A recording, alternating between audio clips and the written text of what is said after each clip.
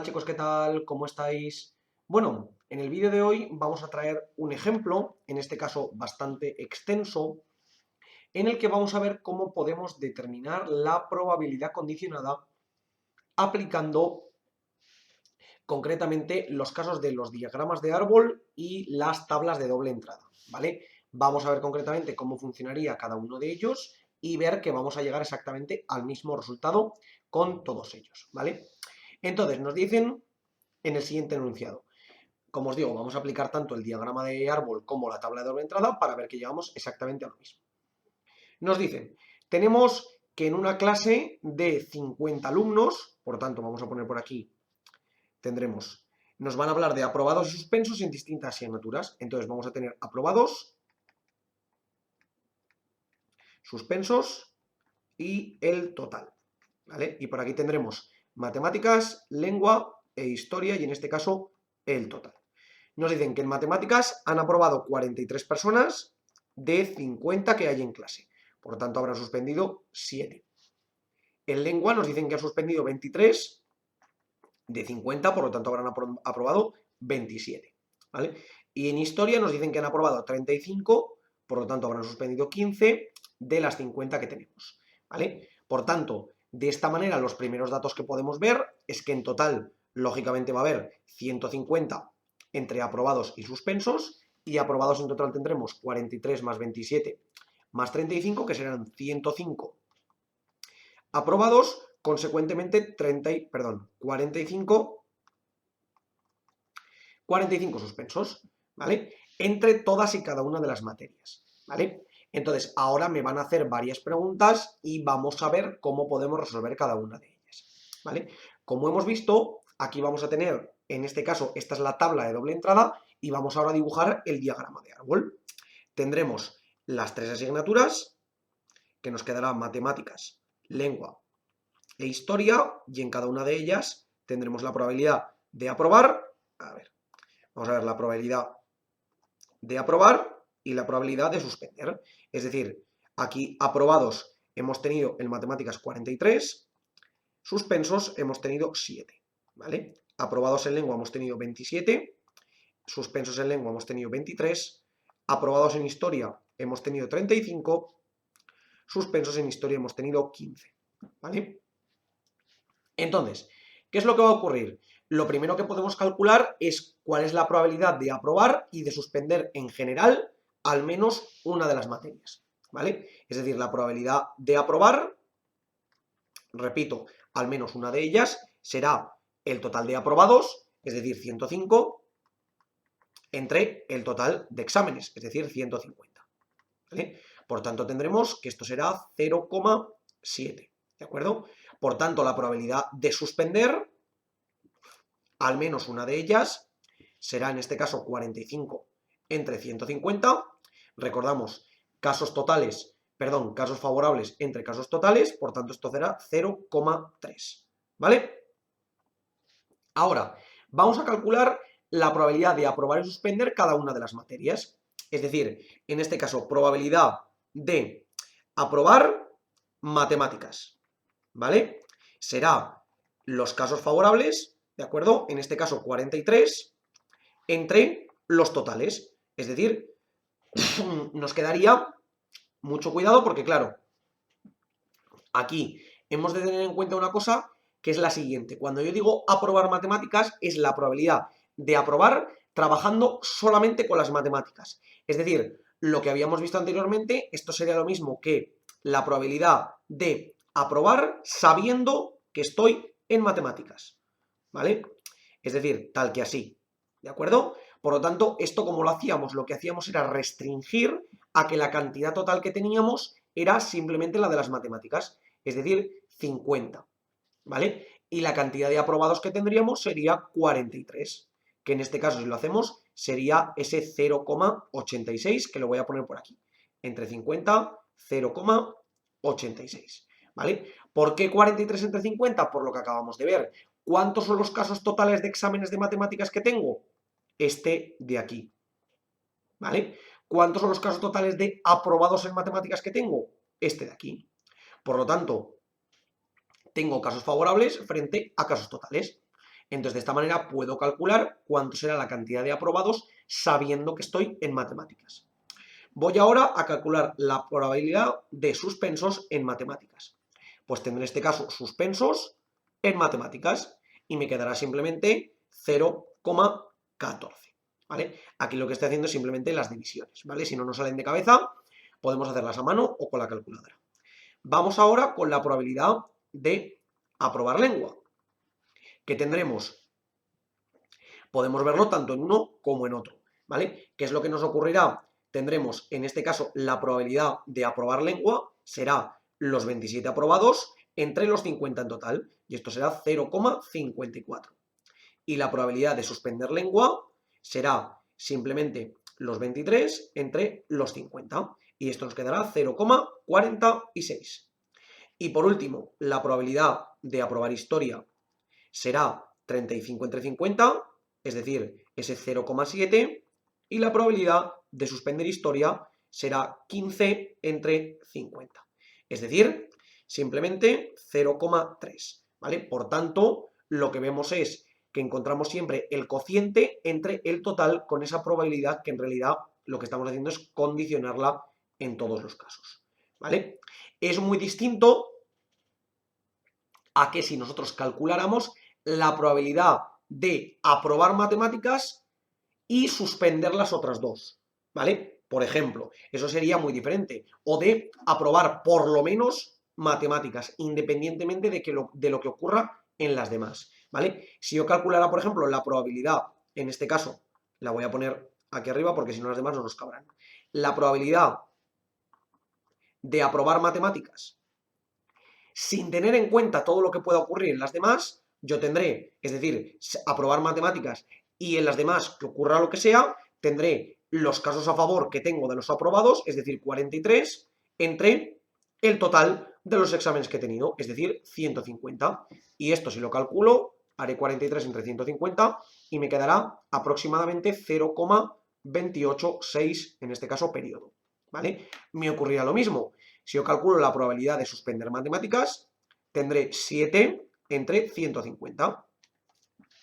Y esto será 7 entre 150, que será 0,046 periodo, ¿vale? ¿Qué es lo que ocurre? Que si nos damos cuenta, yo, si cojo un examen aleatorio entre matemáticas, lengua e historia, ¿cuál es la probabilidad de que me toque alguno de los tres? ¿Vale? Como tengo el mismo número de exámenes para cada uno de ellos, aquí tendré un tercio de probabilidad, aquí un tercio de probabilidad y aquí un tercio de probabilidad. ¿De acuerdo? Es decir, si yo cojo un examen aleatorio, ¿cuál será la probabilidad de que sea de matemáticas? Pues de los 50 exámenes de matemáticas que tengo, entre los 150 que hay en total. Es decir, un tercio. Que sería lo mismo que la probabilidad de lengua y que sería lo mismo que la probabilidad de historia. ¿Vale? De ahí aparecen esos tercios que tenemos aquí. ¿Vale? ¿Qué es lo que ocurre? Que la probabilidad, en este caso, de aprobar matemáticas más la probabilidad de suspender matemáticas tendrá que ser igual, lógicamente, a la probabilidad total de exámenes. Es decir, esa probabilidad de aprobar matemáticas más la probabilidad de suspender matemáticas tendrá que ser igual a ese un tercio. Y vamos a ver que en efecto se cumple. Tendremos 43 entre 150 más 7 entre 150. Y esto será igual a 50 entre 150, es decir, un tercio. Por lo tanto, estas probabilidades que hemos calculado aquí, en efecto, son correctas. ¿De acuerdo? Vamos a ver exactamente que nos ocurriría lo mismo en el resto de los casos. Es decir, probabilidad de aprobar lengua. Tendríamos en este caso casos a favor entre simplemente casos totales. Y esto nos quedaría 27 entre 150, que sería 0,18. Y la probabilidad de suspender lengua sería 23 entre 150. 23 entre 150 sería 0,153 periodo, ¿vale? Cuando hablamos en este caso de la probabilidad de aprobar matemáticas o de suspender matemáticas, en este caso, que no en este, lo que estamos diciendo en este caso, por ejemplo, es, si yo cojo un examen aleatorio de los 150 que tengo, ¿cuál es la probabilidad de que sea de matemáticas y esté aprobado? ¿Vale? A eso es a lo que me refiero. O, por ejemplo, aquí, Si yo cojo un examen entre los 150 que tengo, ¿cuál es la probabilidad de que esté suspendido y sea de lengua? ¿Vale? A eso es a lo que nos estamos refiriendo en este caso, ¿vale? Como siempre, tendré que verificar que aquí lo que me quedará será básicamente, tendré que la probabilidad total de que sea de lengua será, la probabilidad de que sea de lengua será ese 27 entre 150 más 23 entre 150, es decir, 50 entre 150, es decir, un tercio.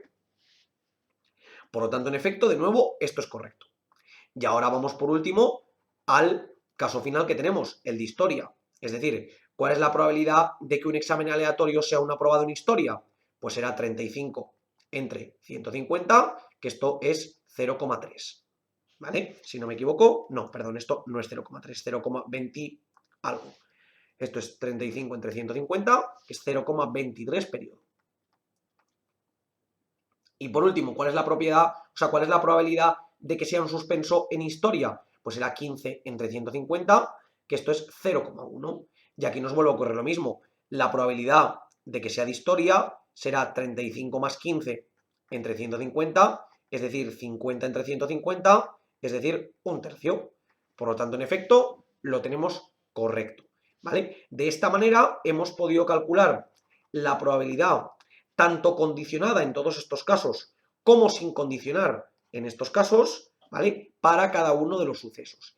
¿Y qué ocurre? Que si os dais cuenta, aquí en el árbol de doble entrada, mejor dicho, perdón, en la tabla de doble entrada y en el diagrama de árbol, me ocurre lo mismo, porque aquí tendré casos totales 50, aquí casos totales 50 y aquí casos totales 50. Y si los junto todos, me quedará casos totales 150. Por tanto, el conjunto de números al final nos queda exactamente igual que en estos, ¿vale? El diagrama de árbol nos puede venir muy bien porque yo puedo calcular aquí aparte la probabilidad de cada uno de ellos. Es decir, ¿cuál es la probabilidad de que sea un aprobado siendo de matemáticas? Pues hemos dicho ese 43 entre 50, que era 0,86.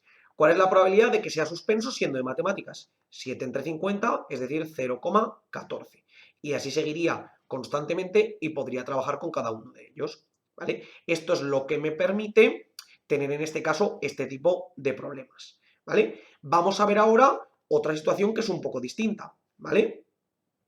Es decir, si yo cojo un examen aleatorio y sé que está suspendido, ¿cuál es la probabilidad, por ejemplo, de que sea de lengua? ¿Vale? Es decir, vamos a ver la probabilidad condicionada al revés. Mejor dicho, con otra condición. La idea es la misma, pero la probabilidad condicionada está expuesta al revés. Es decir, ¿cuál es la probabilidad de que el examen sea de lengua sabiendo que está suspendido? Entonces, ¿cuántos exámenes tenemos en total que están suspendidos? Pues aquí lo tenemos 45. ¿Y cuáles de ellos es los que tenemos de lengua? 23. Pues por tanto tendremos 23 entre 45, que esto será 23 entre 45, 0,51 periodo. Esta es la probabilidad de que sabiendo que el examen está suspendido, es de lengua, ¿vale? Podemos verlo también de otra manera. ¿Cuál es la probabilidad de que el examen sea de historia sabiendo que está aprobado? Es decir, en este caso tendremos, ¿cuántos tengo aprobados en total? 150, perdón, 105. 105. ¿Y cuál es la probabilidad? ¿Cuántos tengo que sean de historia en este caso aprobados? Pues 35. Por lo tanto tendré 35 entre 105, que esto si no me equivoco es un tercio, o ese 0,3 periodo, ¿vale? Entonces, al igual que antes hemos visto cuál es la probabilidad de aprobar matemáticas o cuál es la probabilidad de aprobar sabiendo que es de matemáticas, también lo puedo hacer al revés. Es decir, al igual que puedo mirar la tabla por filas, también la puedo mirar por columnas. Es decir, sabiendo que estoy aprobado, ¿cuál es la probabilidad que sea de lengua? Sabiendo que estoy suspendido, ¿cuál es la probabilidad que sea de matemáticas? Por ejemplo, ese último que acabamos de ver, la probabilidad de que sea de matemáticas sabiendo que estoy suspendido. Pues tendré casos totales a favor del suspenso, 45. Casos totales a favor del suspenso en matemáticas, 7. Y ahora sacaré 7 entre 45, que será 0,15 periodo, ¿vale? Lo más importante de la probabilidad condicionada, chicos, es que entendáis que lo que antes era el suceso total, es decir, todo el espacio muestral, que es ese 150, se acota únicamente a aquellos pasos que son en este caso imprescindibles, ¿vale? Como podéis ver aquí, ese 45, 105, o si lo miro desde aquí, pues podría ser el 50, o según yo lo vea para cada uno de ellos. Por lo demás, funciona exactamente igual que funcionaría cualquier otro tipo de probabilidad. Como siempre os digo, chicos, por favor, cualquier duda, cuestión o pregunta que tengáis, dejadlo en los comentarios y nosotros la intentaremos responder. Por lo demás, muchísimas gracias por ver el vídeo, espero que os haya servido y que vaya bien.